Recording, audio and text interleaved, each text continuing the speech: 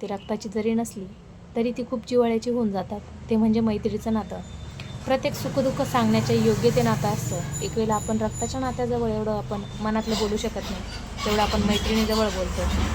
कारण ते एकच नातं असतं की तिथं सगळं कम्फर्ट असतं. सगळं म्हणजे आपण सगळं मनातलं शेअर करू शकतो. अशी एखादी मैत्रीण असावी.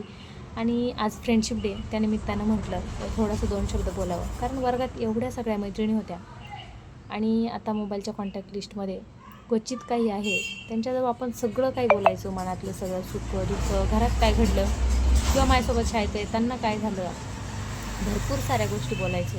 आणि आता साधं फोनवरसुद्धा त्यांच्याशी बोलणं लवकर होत नाही.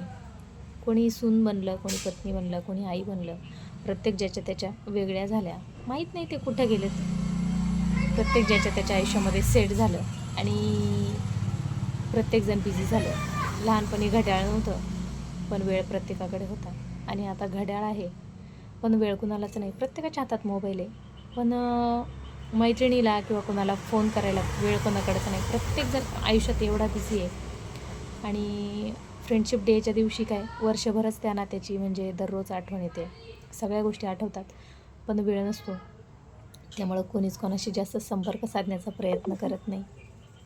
आणि तुमच्या पण आयुष्यामध्ये अशा भरपूर साऱ्या मैत्रिणी असतील, मित्र असतील, तर त्यांच्याशी पण कधीतरी वेळ काढून नक्की बोलण्याचा प्रयत्न करा आणि कधीतरी भेटण्याचा पण प्रयत्न करा. कारण ते एकच नातं असतं की जे रक्ताचं नसतं, पण रक्ताच्या पलीकडचं असतं.